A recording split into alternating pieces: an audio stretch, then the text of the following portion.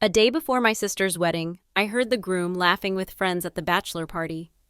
"That girl is so naive and easy. I'm only after the money. Her family's loaded." I froze for a moment. An hour later, I did something that made him regret it forever. The caterer had made a mistake with the champagne glasses. That's why I was there. That's the only reason I was standing in the corridor outside the private room at the Wellington Club at 11:40 on a Friday night, the night before my sister's wedding. 200 crystal flutes had arrived instead of 300, and someone needed to sort it out before the morning, and that someone was me because I was the maid of honor, because I was the one who handled things, because Claire was already asleep with a lavender mask over her eyes, and our mother was 3 glasses of wine deep into her own private panic about the seating chart. So I was there. The corridor was dim, that particular kind of low-lighting, expensive establishments used to suggest intimacy. Mahogany panels, brass fixtures, the muffled thump of music from somewhere deeper in the building. I had my phone in one hand, the catering company's after-hours number pulled up, and I was walking toward the small office near the back entrance where the event manager said she'd meet me. I passed the Ashford room without thinking. The door was ajar, maybe 2 inches. Enough that I could hear voices, but not enough that anyone inside would notice someone in the hallway. I wouldn't have stopped at all. I had no interest in Marcus's bachelor party, no desire to hear whatever men said to each other when they thought they were alone, except I heard my sister's name. "Claire's fine, I guess. I mean, she's fine." That was Marcus. I knew his voice well enough by then. A year and a half of Sunday dinners, of holiday gatherings, of him appearing at our house with flowers for our mother and a firm handshake for our father. He had a radio voice, that's what my mother always said. Deep, confident, the kind of voice that made you believe whatever came out of it. I stopped walking. "Just fine?" Another voice. Laughter underneath it. "You're marrying fine?" "Look," Marcus again. "She's sweet, she really is, and she's easy, you know? She doesn't ask questions, she doesn't push, she thinks I hung the moon." More laughter, the sound of ice in glasses. "So what's the problem?" "There's no problem." A pause. I could picture him even though I couldn't see him. That casual sprawl he did in chairs, one ankle resting on the opposite knee, like every room he entered had been designed specifically for his comfort. "That's the point. The girl is so naive, it's almost—" He made a sound, something between a chuckle and a tay. "She believes everything I tell her, everything. I could tell her the sky was green and she'd find a way to agree with me." My phone screen went dark in my hand. "And the family?" "That's the thing." Marcus's voice dropped slightly, the way people's voices do when they're sharing something they know they shouldn't. "Her family's loaded, like loaded. The dad runs 3 manufacturing plants. The mom comes from old money. They've got a place in the Hamptons, a condo in Miami, that house in Willow Creek that's basically a museum. And Claire just floats through it all. No ambition, no agenda. She's going to inherit a fortune someday, and she doesn't even think about it." "So I'm securing my future." He said it plainly, like it was obvious, like anyone would do the same. "I've got nothing, man. You know that. My family's got nothing. And I'm supposed to just, work my way up some corporate ladder for 40 years? No thanks. I'll let Claire's family take care of that." Someone whistled low. "Cold." "Smart," Marcus corrected. "It's just smart. She's not going to figure it out. She's too—" He searched for the word. "Trusting. She thinks love is like the movies. She thinks I'm her soulmate or whatever, and I let her think that because it's easy." "It's so easy." I don't know how long I stood there, then 30 seconds, a minute. Time had stopped meaning anything. I was aware of my heart, not racing exactly, but thick and strange in my chest, each beat arriving like it had to travel through something dense to get there. "She'll never know?" one of his friends asked. "Why would she? We'll get married, I'll be charming, I'll manage the finances. She's terrible with money, by the way, absolutely no head for numbers.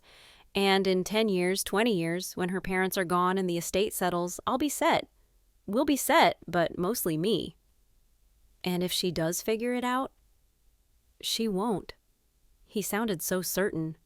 That's what I'm saying. The girl has no instincts, no radar. She's never had to survive anything in her life.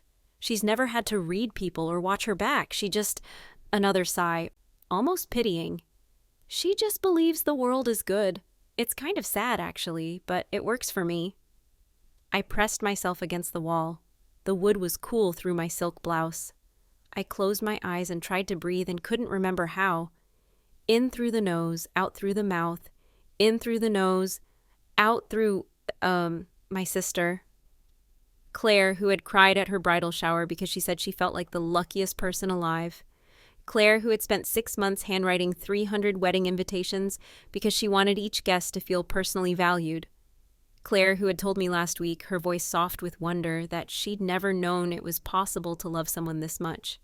And here was Marcus, in a room full of men who laughed instead of recoiling, describing her like she was a mark, a target, a means to an end.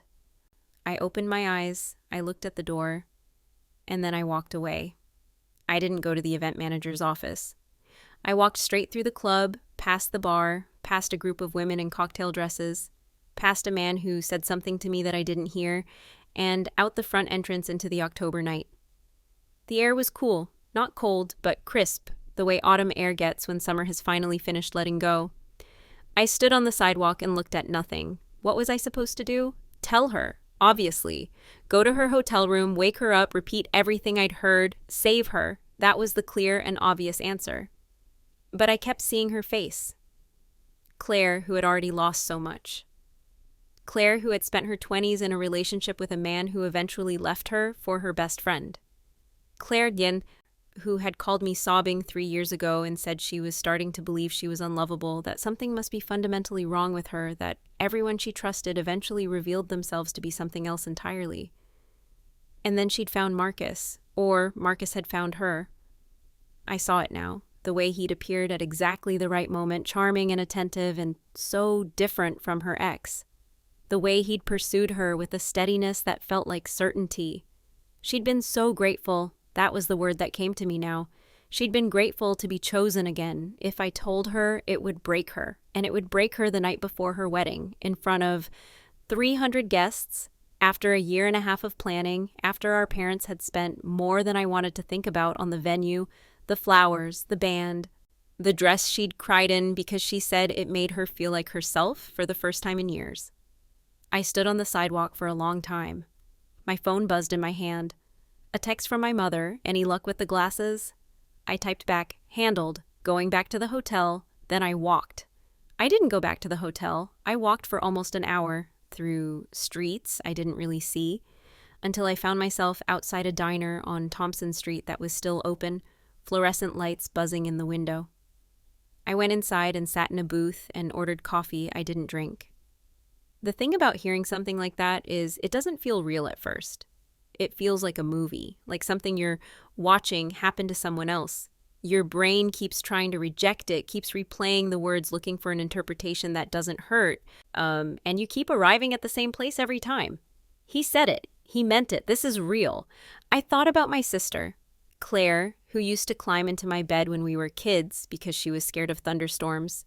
Claire, who brought me soup when I had my wisdom teeth out, even though she lived 40 minutes away. Claire, who once told me I was the person she trusted most in the world. I thought about Marcus at our parents' anniversary party, giving a toast about how meeting Claire had taught him that love was patient, love was kind. Marcus helping our father fix the gate at the summer house, both of them crouched in the sun, talking about nothing. Marcus at Christmas, playing Scrabble with our grandmother, letting her win. All of it performance, every moment, every smile, every I love you performance. And Claire had no idea. The waitress came by and refilled my coffee. I said thank you without looking up. The clock on the wall said 1:15. The wedding was in less than 12 hours. I called my best friend Jamie. It was almost 2 a.m, but she picked up on the third ring, her voice muzzy with sleep. Elle, what's wrong? I told her everything. When I finished, there was a long silence. Then she exhaled, a sound like deflating. Jesus. I know. What are you going to do? I don't know. You have to tell her. I know. My voice cracked. I know I do, but Jamie, her face when she looks at him, she's so happy. She's finally so happy, and I'm going to be the one who... Elle? Jamie's voice sharpened. Listen to me. You didn't do this. He did this. You're not the one hurting her. It's going to feel like I am. Maybe at first. But someday she's going to thank you. Someday she's going to look back and realize you saved her from spending her life with someone who was using her. I stared at the scratched surface of the diner table. What if she doesn't believe me? The question hung there. Jamie didn't answer right away. She might not, she finally said. People in love, they don't always want to hear things that threaten what they've built. But you have to try. You have to at least try. The wedding is in 12 hours. I know. Our parents have spent, I know, Elle, I know. But none of that matters as much as Claire's actual life. As her actual future, you know that. I did know it. I'd known it since the moment I walked away from that door. Okay, I said.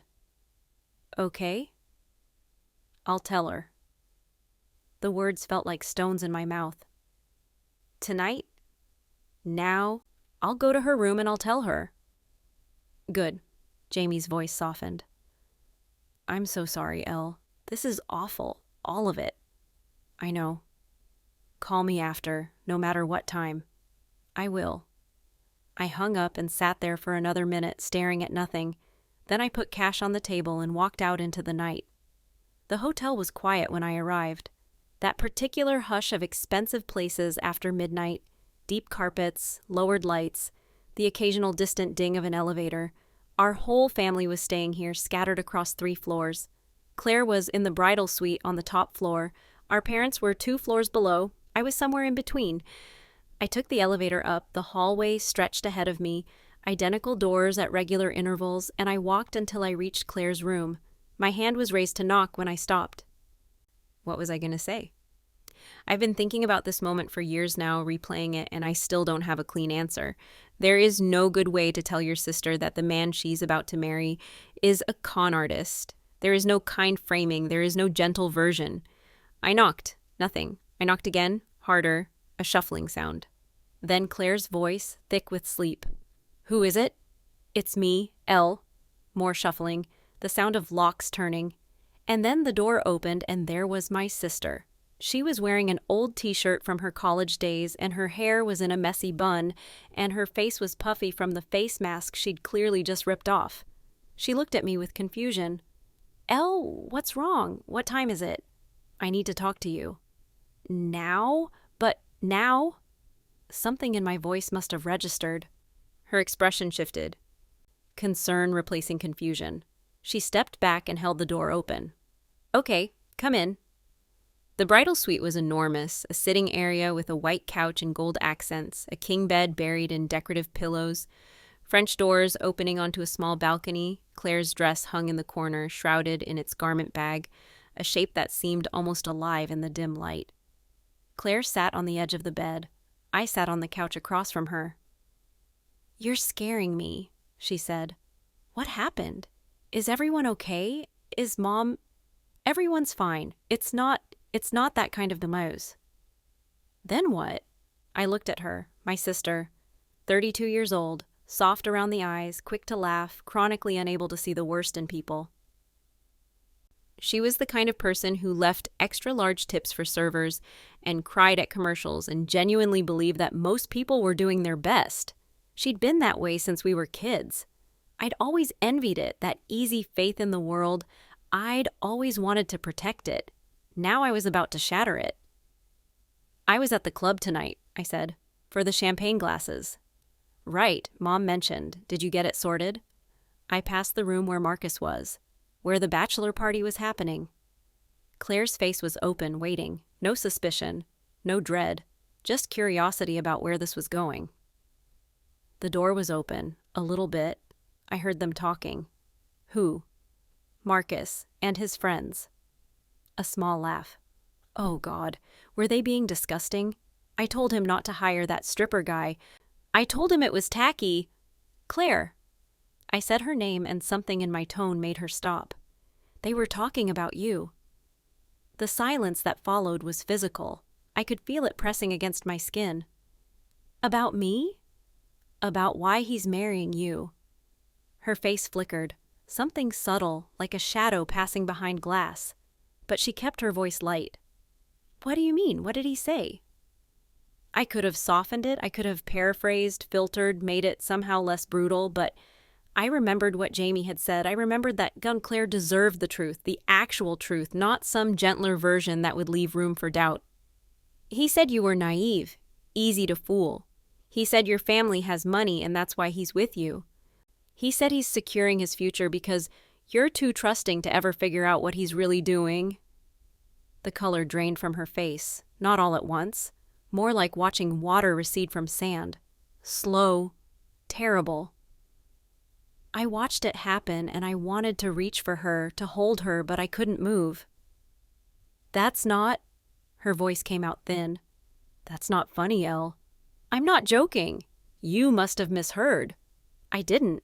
People say things at bachelor parties. They're drinking, they're showing off. Claire. I said her name again, sharper this time. I heard him clearly. He wasn't joking. He wasn't showing off. He was explaining to his friends why he chose you. And the reason was money. The only reason was money. She stared at me. I watched something behind her eyes, something struggling, fighting to resurface. The instinct to reject what I was saying, the desperate need for it not to be true. I don't believe you, she said. I know. You've never liked him. You've always been, that's not true. It is. Her voice rose. You've always had this look when he's around, like you're waiting for something, like you're waiting for him to slip up. Claire, and now, the night before my wedding, you're going to come in here and tell me my fiancé doesn't love me? You're going to ruin everything based on something you think you heard through a door? I let her finish. I let her anger fill the room and crash against me and recede. I sat there and took it because I understood. I understood that she wasn't really angry at me. She was angry at the possibility that I might be right. When she stopped, I spoke quietly. I'm not trying to ruin anything. I'm trying to protect you. By destroying the best thing that's ever happened to me? Is it the best thing, or is it just what you've been told to believe? Her face crumpled. Not dramatically, not with sobs, just a slow collapse, like a structure losing its support. She put her hands over her face and sat there, hunched, and I crossed the room and sat beside her on the bed. I'm sorry, I said. I'm so sorry. I didn't want to tell you. I spent the whole night trying to figure out if there was another way, but there isn't. You need to know. Before tomorrow, before you stand up there and promise him forever, you need to know what kind of person you're promising it to. She didn't respond. She just sat there, breathing into her palms. After a long time, she lowered her hands. Her eyes were dry but red around the edges. Like she was holding the tears back through sheer force. I need to hear it, she said. I need to hear his voice saying it. What? I need proof. She looked at me, and there was something hard in her expression now, something I rarely saw in my sister. I need to know for sure. The plan formed slowly. Claire wanted me to go back to the club. She wanted me to record Marcus, to get him on tape saying the things I'd heard. She wanted undeniable proof before she made any decisions. I understood the impulse. If I were in her position, I might want the same thing, but I also knew it was risky. The party might be over by now, I said. It's almost 3. Check. And even if it's not, I can't just walk in there. They'll know something's wrong. So don't go in. Stand outside the door like before. Use your phone. I looked at her for a long moment. Are you sure? She nodded. Her jaw was set. I need to hear it myself. I need to know you're not... She stopped herself. You think I might be making it up? No. But there was hesitation in her voice. I just need to know for sure. I wanted to argue. I wanted to tell her that my word should be enough, that I would never lie to her about something like this. But I also understood that this wasn't about trust. This was about survival. Her entire future had just been called into question, and she needed something solid to hold on to before it all collapsed. Okay, I said. I'll go back. The club was still open when I arrived. The same mahogany panels, the same brass fixtures, but emptier now. Most of the patrons gone home or moved on to after-hours spot. I walked through the lobby with my head down, trying to look like I belonged, trying not to think about what I was doing. The Ashford room was at the end of the same corridor. I could hear voices before I turned the corner. Laughter. Music. Lower now. The party was still going, though it sounded diminished. Fewer people, less energy. I found a spot along the wall, close enough to hear but not so close that someone stepping out would see me immediately. I pulled out my phone, opened the voice memo app, and pressed record. Then I waited. At first, they were talking about sports. Someone had lost a bet on a basketball game. Someone else was complaining about his job. The usual nothing that men talk about when they're drinking. And then, like a gift I hadn't asked for, one of them brought up the wedding. "You nervous, man?" Marcus's laugh. "What's there to be nervous about?" "I don't know. It's a big step. Marriage. Forever." "Forever." He said the word like it was a joke. "Nothing's forever, Alex. You know that. If it doesn't work out, there's always divorce. And in this state, with her family's money, I'll walk away with plenty." My stomach dropped. "You've thought about this." "I've thought about everything." His voice was warm, satisfied, like a man who had solved a puzzle everyone else was still struggling with. That's the thing about Claire. She's so busy believing in true love that she never asked me to sign a prenup. Can you believe that? Her family has millions and she didn't even bring it up. Too romantic, probably. Too scared to ruin the mood. More laughter. And her parents? Her dad wanted one, but Claire talked him out of it. She said if they didn't trust me, they didn't trust her judgment. And Daddy couldn't argue with that, could he? A pause. The sound of ice in a glass. It's perfect, really. They're all so afraid of hurting her feelings that they just give me whatever I want. It's been like this from the start. I pressed the phone harder against my leg, as if I could make it record better. "And you don't feel bad about it? Even a little?" Why would I feel bad? Marcus sounded genuinely puzzled by the question. "I'm giving her what she wants. She wants a wedding. She's getting a wedding. She wants a husband. She's getting a husband. She's happy. I'm happy. Everyone's happy. Except it's all fake." "Is it?" His voice sharpened slightly. "What's the difference between love and performance, really? She feels loved. She feels cherished. I make sure of that. So what if I don't feel the same way? She doesn't know. She'll never know. And in the end, does it matter?" Someone made a skeptical sound. "It might matter to her." "It won't." Marcus was certain. Absolute. "Because she'll never find out. That's the whole point. I'm careful. I'm patient. And she's..." That pause again. That searching for the right word. "Oblivious. She's completely oblivious. It's almost charming how little she sees." I stood there in the hallway, phone recording, and I felt something shift inside me. Not rage, not exactly. Something colder. Something that felt like the opposite of heat. This man was going to marry my sister in less than 12 hours. He was going to stand in front of 300 people and promise to love her, honor her, cherish her, knowing it was all a lie. And she would believe him because she had no reason not to, because she had never developed the protective instinct that comes from being betrayed too many times. He was counting on her goodness to hide his cruelty. And if I hadn't been in that hallway tonight, if the caterer hadn't made a mistake with the champagne glasses, she would have spent the rest of her life married to a man who saw her as a stepping stone, who laughed about her with his friends, who was already planning for the divorce settlement before the wedding had even happened. I stopped the recording. I had enough. When I got back to Claire's room, she was sitting exactly where I'd left her, still on the edge of the bed, still in that old t-shirt, but something about her posture had changed. She looked smaller, like she'd shrunk in on herself while I was gone. I held out my phone. "I got it," I said. "Everything." He said even more than before. She didn't reach for it. "Just tell me," she said. "Tell me what he said." So I did. I told her about the prenup comment, about the divorce planning, about his description of her as oblivious, charming in her blindness. I told her every word I could remember, and some I couldn't, and when I was done, she sat there in perfect stillness. "I want to hear it," she finally said. I need to hear his voice. I pressed play. The recording was clear, clearer than I'd expected. Marcus's voice filled the room, each word distinct, each sentence landing like a blow. I watched Claire's face as she listened, watched her expression cycle through disbelief, recognition, devastation. When it ended, she didn't speak for a long time. Then she said, "Play it again." We listened to it 3 times. By the 3rd time, Claire's face had gone through its full range of emotion and settled into something I didn't recognize, something flat and hard and distant. "What do you want to do?" I asked. She shook her head slowly. "I don't know." "You don't have to decide right now. I checked my phone. We have a few hours before anyone wakes up. We can think about this." "Think about what?" Her voice cracked. "My whole life, just—" She stopped, swallowed, tried again. Everything I thought I knew about the last year and a half was a lie.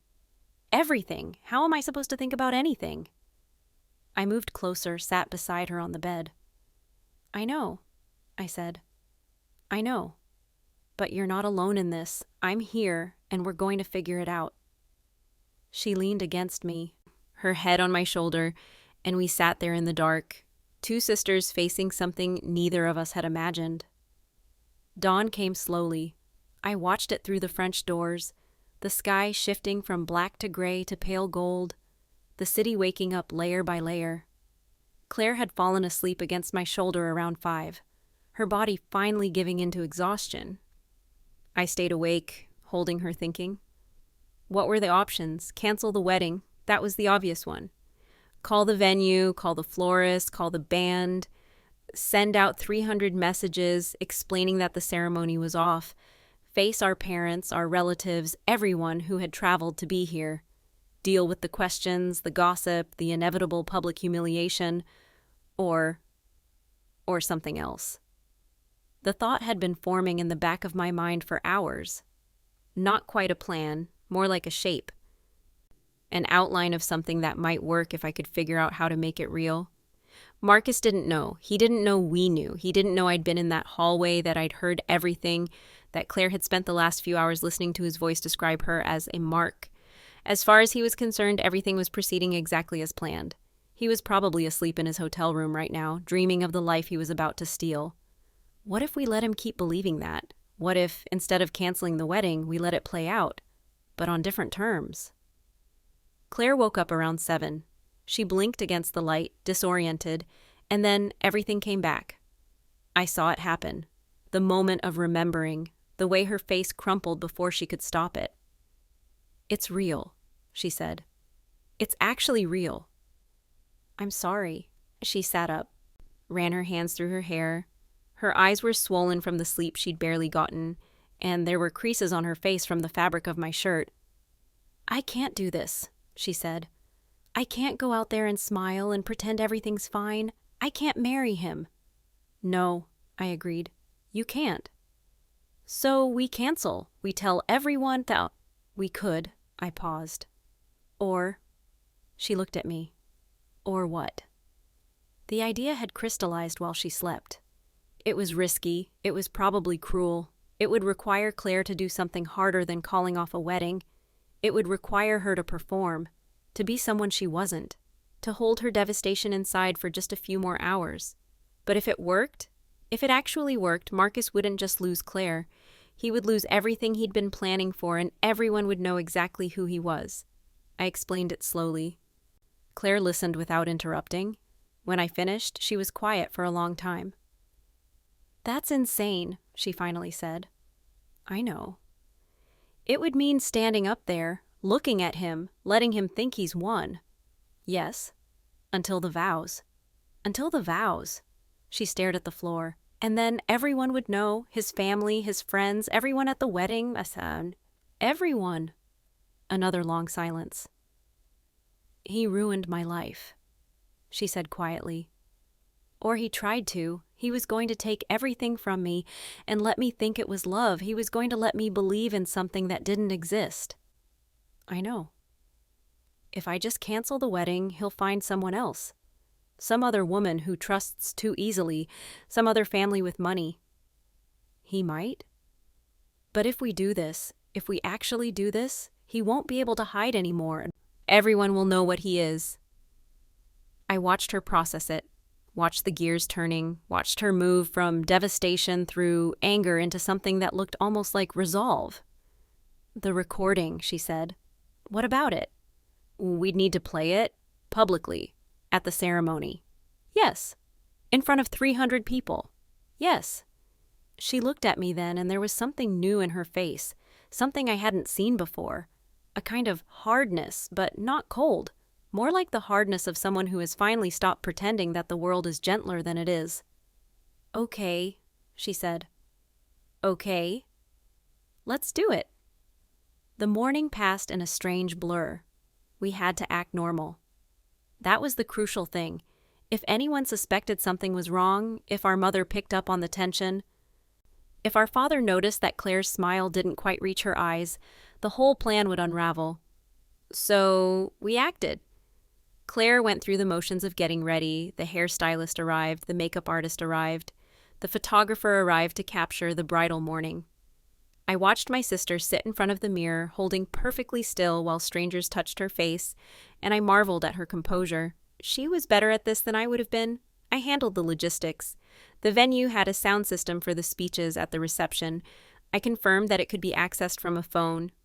I found the event coordinator, a woman named Patricia, and told her there would be a slight modification to the ceremony, a personal surprise that the bride wanted to share. She didn't question it. Why would she? The bride could do whatever she wanted. Marcus texted Claire around 10. Can't wait to see you, beautiful. Today's the day. I watched her read it, watched her face stay perfectly blank. She typed back, me neither, I love you. Then she set the phone down and went back to getting her makeup done. The ceremony was scheduled for 3 o'clock. By 2:30, the guests were arriving. I stood at the back of the venue, a restored barn on a property outside the city, all white wood and fairy lights and the kind of rustic elegance that had cost a small fortune, and watched them filter in. Friends from college, relatives I hadn't seen in years. Marcus's parents, both of them beaming with pride, his mother in a dress that probably cost more than she should have spent. Did they know? I wondered, watching them take their seats. Did Marcus's parents know what their son really was? Or had he fooled them too?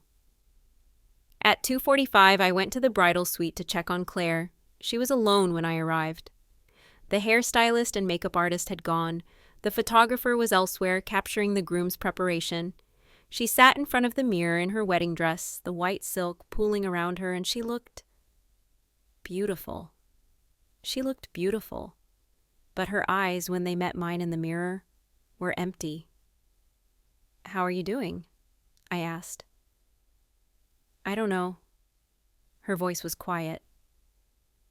I keep thinking about last week. We were picking out dishes for the registry, debating between the blue pattern and the white, and the whole time he was just...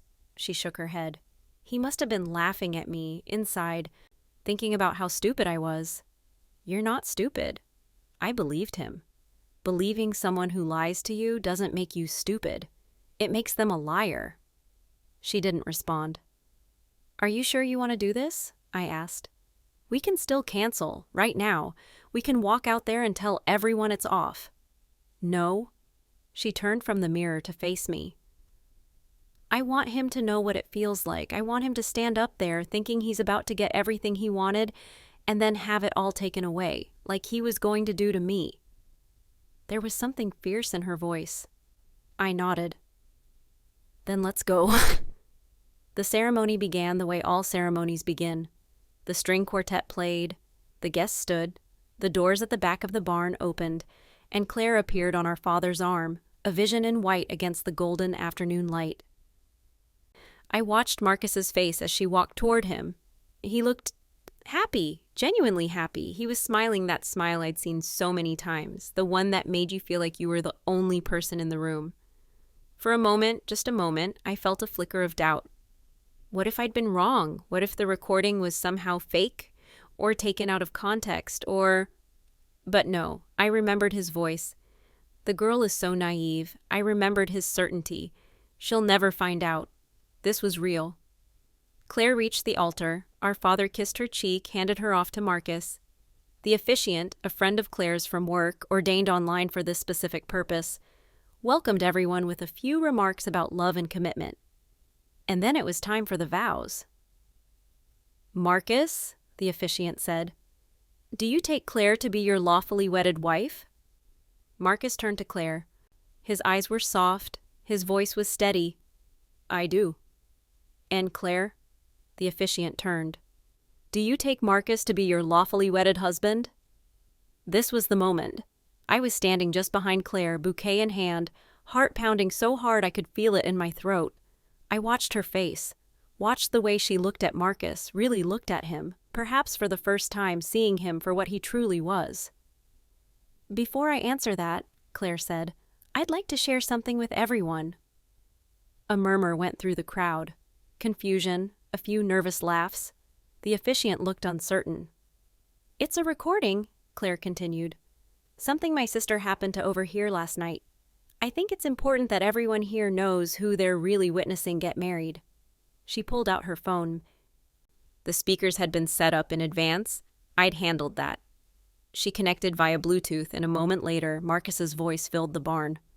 "Claire's fine, I guess. I mean, she's fine." "Just fine? You're marrying fine? Look, she's sweet. She really is, and she's easy, you know? She doesn't ask questions." The recording played on. I watched the faces in the crowd, the confusion turning to shock, the shock deepening into horror. Marcus's mother, her hand flying to her mouth, our mother gripping our father's arm, 300 people sitting in stunned silence hearing the groom describe his bride as a mark. And Marcus himself. His face had gone white. Not pale. White. Like all the blood had drained from him at once. He stood frozen at the altar, staring at Claire, his mouth opening and closing without sound. I'm securing my future. I've got nothing, man. You know that. And I'm supposed to just, what, work my way up some corporate ladder for 40 years? No thanks. I'll let Claire's family take care of that." The recording kept going. Every word, every laugh, every casual dismissal of the woman he'd claimed to love.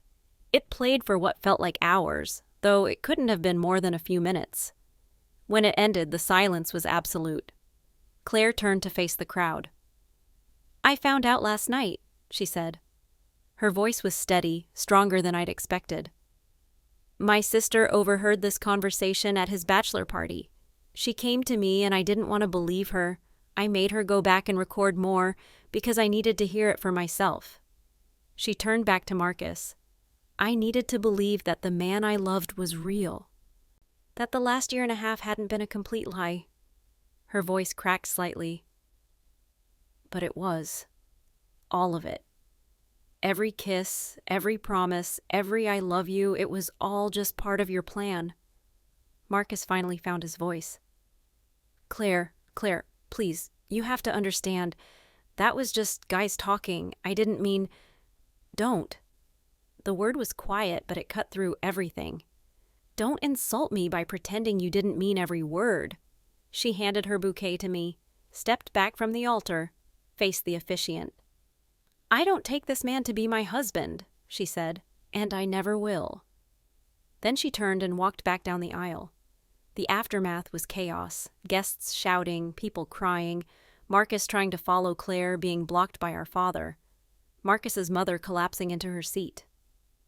The officiant looking like he wished he'd never agreed to do this. I followed Claire out of the barn, through a side door, into the October afternoon. She was standing in the parking lot, still in her wedding dress, shaking. "Claire." She turned. There were tears on her face now, the first I'd seen since last night. "I did it," she said. "I actually did it." "You did." "He looked..." She made a sound, half laugh, half sob. "He looked like he was going to be sick. Did you see his face?" "I saw?" "Good." The word was fierce. "Good. I hope he remembers that feeling for the rest of his life." I put my arms around her. She leaned into me, her whole body trembling, and we stood there in the parking lot while the sounds of confusion and anger and shock drifted out from the barn behind us. The wedding, obviously, didn't happen. The reception was canceled, the caterers were sent home, the band was paid but never played.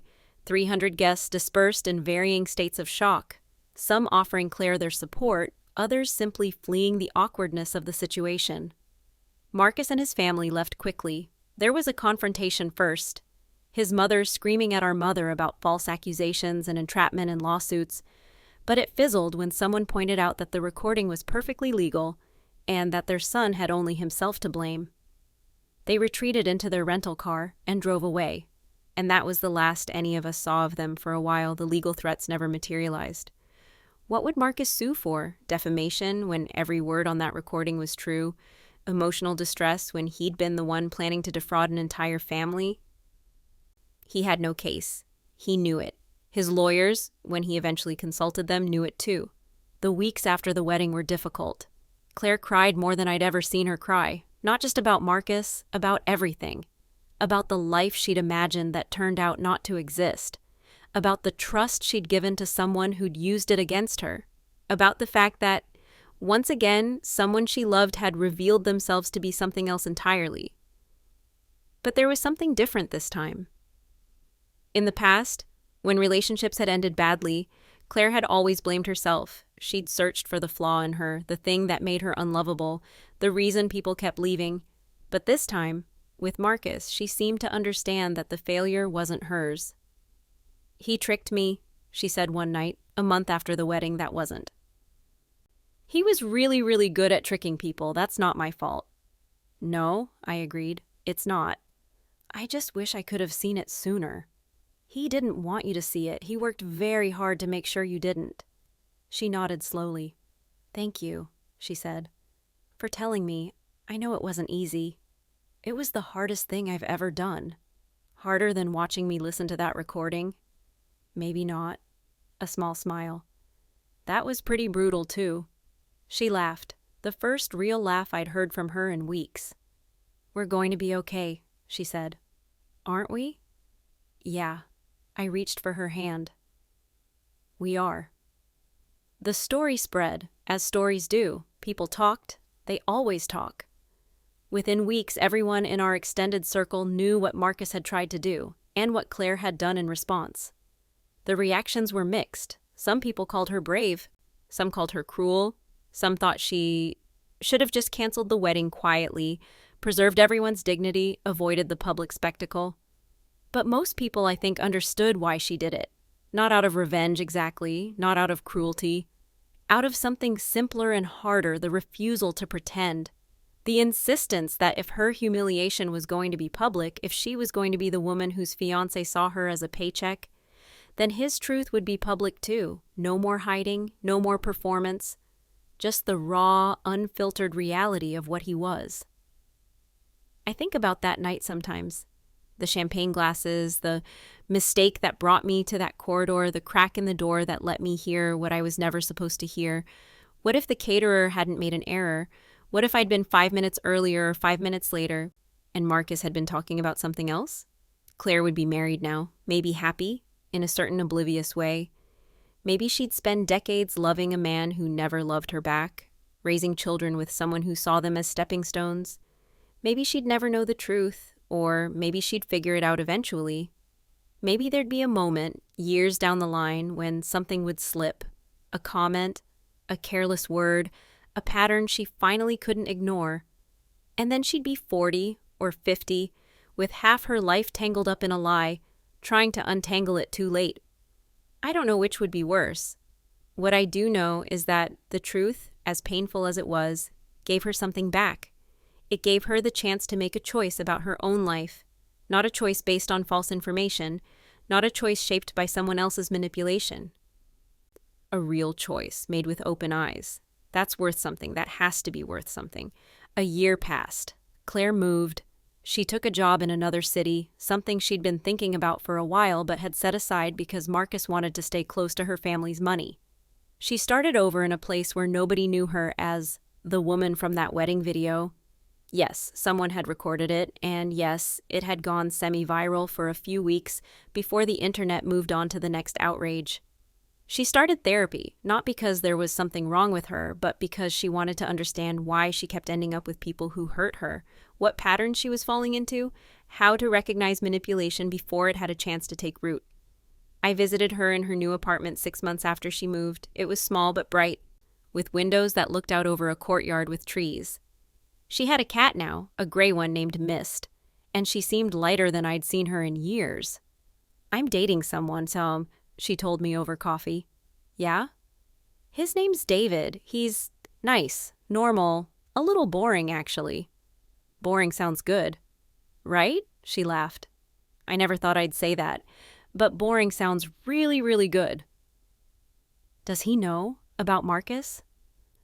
"I told him everything, the recording, the wedding, all of it."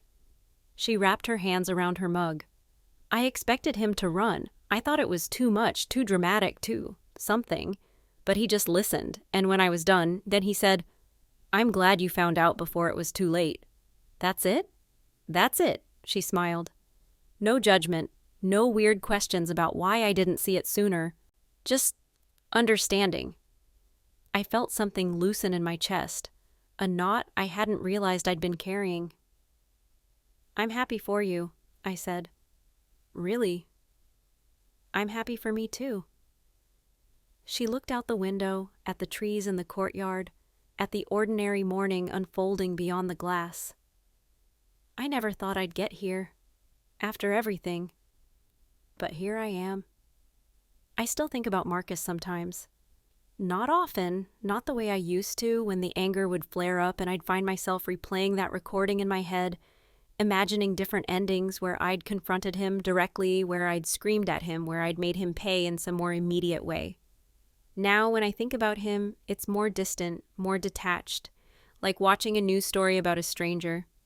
I heard, through the grapevine, that he moved to a different state after everything fell apart. That his reputation followed him. Employers who Googled him found the articles, the video, the whole story laid out in public. That he struggled to find work, struggled to find relationships, struggled to rebuild the life he'd tried to steal. I don't know if that makes me feel good exactly. It doesn't make me feel bad. It's just information, a consequence that followed from his choices. He tried to use my sister and he got caught, and now he lives with the results. There's something clean about that, something that feels, if not like justice, at least like cause and effect. The thing about stories like this is that people want a clean ending. They want to know that Claire is completely healed, that Marcus suffered exactly as much as he deserved to suffer, that I feel only satisfaction, no lingering unease, no complicated emotions about what we did. But life doesn't work like that.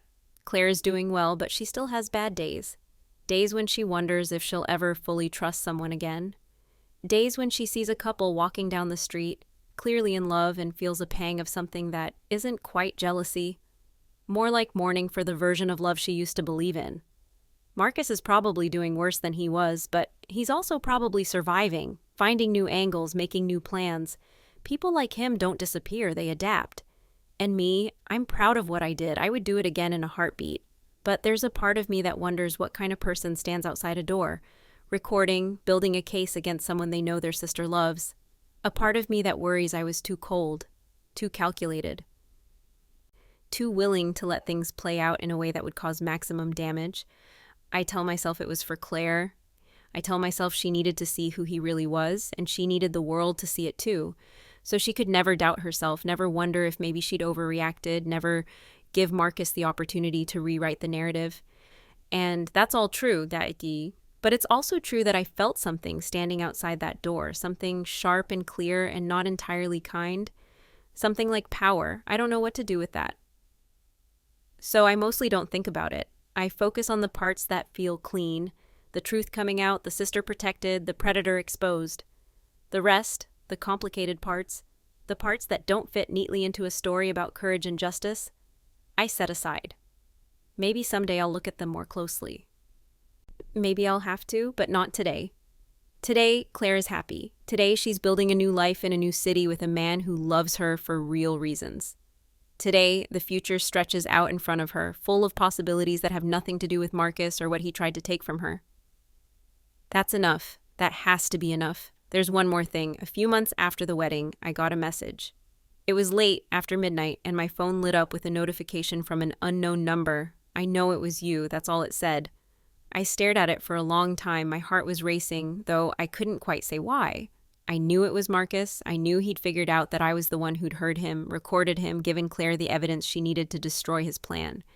I thought about responding. I thought about saying something cutting, something that would make it clear just how little his words mattered to me now. Or something compassionate, something that acknowledged his humanity while still making clear that what he'd done was unforgivable.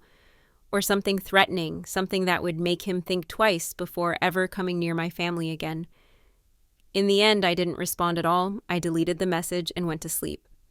Some conversations don't deserve a response. Some people don't deserve the satisfaction of knowing they reached you. Marcus had already taken enough, from Claire, from our family, from the 1.5 years of trust and hope and love that Claire had invested in someone who didn't exist. He wasn't going to get anything else. Not my anger, not my attention, not even my contempt. Just silence. And that, I think, was exactly what he deserved. It's been 3 years now. Claire married David last spring, a small ceremony, just family and close friends, in the garden of our parents' house. I was the maid of honor again. When the officiant asked if she took David to be her husband, Claire looked at him and smiled, a real smile, the kind that reaches the eyes, and said yes, no recordings, no revelations, just a woman who had learned the hard way what love was supposed to look like. I cried during the vows, not because I was sad, because I was watching my sister get what she'd always wanted, someone who saw her clearly and loved her anyway. Someone who didn't need to perform. Someone for whom the truth was not a liability but a foundation. After the ceremony, Claire found me by the dessert table. "Thank you," she said. "For what?" "For that night, 3 years ago, for telling me the truth even though it was hard." "You've thanked me before." "I know, but I wanted to say it again. Now, today." She took my hand. "I almost married someone who would have ruined my life. And I didn't see it. I couldn't see it, but you saw it and you told me and you saved me." I squeezed her hand. "That's what sisters are for." She laughed and I laughed, and then we went back to the party, to the people who loved us, to the life that had grown up around that terrible night, to the future that was still unfolding one day at a time. I heard recently that Marcus got engaged again. Someone posted about it on social media, a friend of a friend, one of those distant connections you maintain without knowing why. His new fiancée looks young, pretty, trusting, if I had to guess. I thought about reaching out. I thought about warning her somehow, anonymously maybe, so she could do her own research, form her own conclusions, so she could know what I knew, that the man who was promising her forever had promised it before, to someone else, while laughing about it with his friends. But in the end, I didn't. Not because I don't care about her, not because I think she deserves whatever happens, but because I've learned that you can't save everyone. You can't carry the weight of every person who might be fooled by every con artist in the world. All you can do is protect the people closest to you, tell the truth when it matters, stand in the hallway when you happen to be there, and listen, and act on what you hear. The rest is up to them.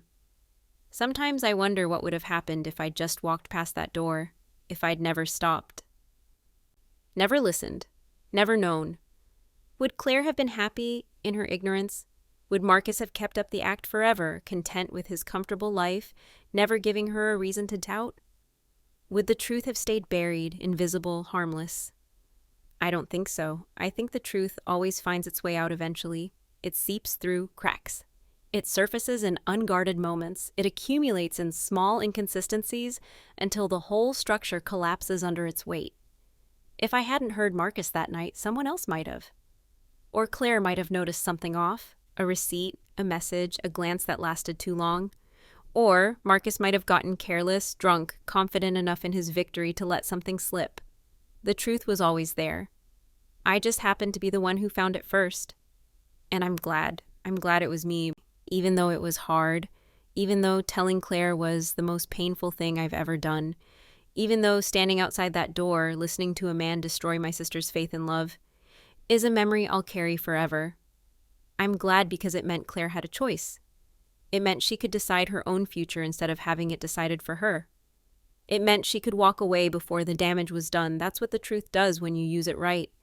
It doesn't just reveal what's hidden, it gives you power to act, to choose, to change the story you thought you were trapped in. And sometimes that power is the only thing that saves you.